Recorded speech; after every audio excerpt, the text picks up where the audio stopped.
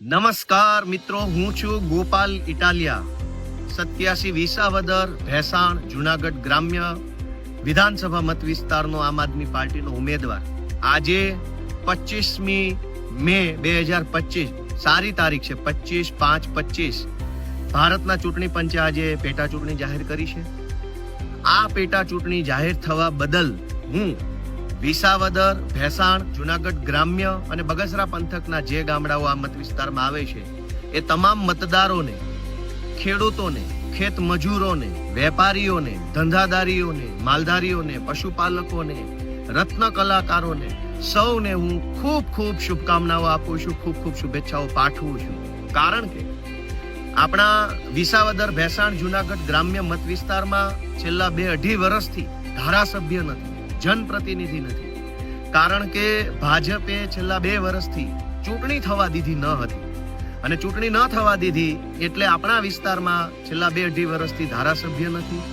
ધારાસભ્ય ન હોવાના કારણે ઇકોઝોનની લડાઈમાં, સૌની યોજનાના પાણીના મુદ્દે, નવી જમીન માપણીના મુદ્દે, સહકારી મંડળીઓમાં થયેલા ગોટાળાઓના મુદ્દે, ટેકાના ભાવના ખરીદી કેન્દ્રોમાં થયેલા ભ્રષ્ટાચાર મુદ્દે, કે ખાતરની અછતના મુદ્દે, કે 100 વારિયા પ્લોટ બાબતે, કે રત્ન કલાકારોના મુદ્દે અનેક બાબતોએ જનતાનો અવાજ વિધાનસભામાં પહોંચી શક્યો નથી.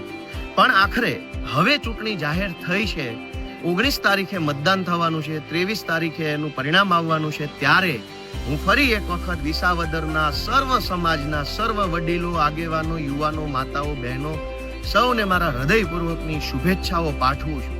દોસ્તો, આ ચૂંટણી એક ઐતિહાસિક ચૂંટણી છે.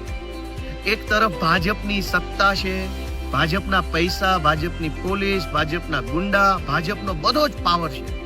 અને એક તરફ સામાન્ય માણસો છે, ખેડૂતો છે, ખેત મજૂરો છે, રત્ન કલાકારો છે, માલધારીઓ છે, નાના મજૂર વર્ગના વ્યક્તિઓ છે. એક બાજુ પાવર છે, સત્તાનો પાવર છે, એક બાજુ જનતાની તાકાત છે. દોસ્તો, હું આ ચૂંટણીનો એક નિમિત્ત છું. ઈશ્વરે, આમ આદમી પાર્ટી અને ગુજરાતની જનતાએ મને એક નિમિત્ત બનાવ્યો છે, એક માધ્યમ બનાવ્યો છે. વાસ્તવમાં આ ચૂંટણી હું નહીં, વિસાવદર, ભેસાણ, જુનાગઢ ગ્રામ્યની જનતા લડે છે. તાનાશાહી સામે, ભ્રષ્ટાચાર સામે, ગુંડાગીર્દી સામે જનતા ચૂંટણી લડે છે. હું વિસાવદર, ભેસાણ અને જુનાગઢ ગ્રામ્યના સૌ મતદારોને 2 હાથ જોડીને વિનંતી કરું છું કે આ ચૂંટણી તમારી લડાઈ છે. આ ચૂંટણી તમે લડી રહ્યા છો.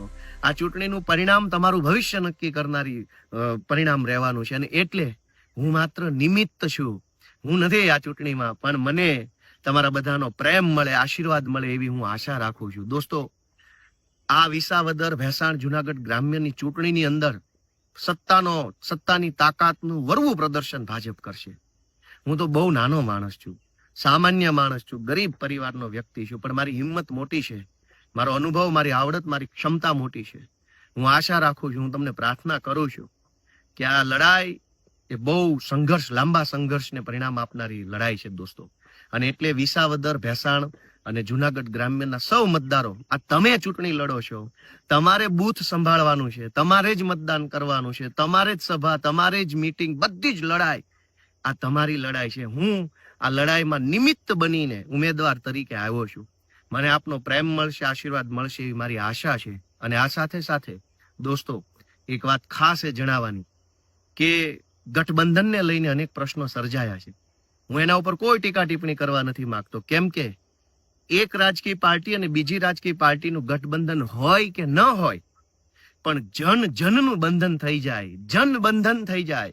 વિસાવદર, ભેસાણ અને જુનાગઢ ગ્રામ્યના ખેડૂતો, ખેત મજૂરો, માલધારીઓ, વેપારીઓ, રત્ન કલાકારો એકબીજા સાથે જનબંધન જો કરી લેશે અને સર્વે સમાજ ભેગો મળી એક અવાજે, બુલંદ અવાજે બોલશે કે વિસાવદરમાં માત્ર ને માત્ર ગોપાલ ઇટાલિયાને જીતાડવો છે, તો દોસ્તો, ગઠબંધન હોય કે ન હોય, ભાજપની સત્તાની તાકાત હોય કે ન હોય, ભાજપની પોલીસ પૈસાની તાકાત હોય કે ન હોય, જનબંધનથી એટલી મોટી તાકાત, જનબંધનથી વધુ તાકાત કોઈની હોઈ શકે નહીં. વિસાવદરના ગામે ગામ જ્યારે હું મિટિંગમાં ગયો ત્યારે લોકોએ એક બાહેધરી, એક આત્મવિશ્વાસ સાથે મને ખાતરી આપેલી છે કે આ ચૂંટણીમાં જનબંધન કરશે અને જીતાડશે. તો ફરી એક વખત વિસાવદર, ભેસાણ અને જુનાગઢ ગ્રામ્યના સૌ મતદારોને ગોપાલ ઇટાલિયા તરફથી હૃદયપૂર્વકની શુભકામનાઓ.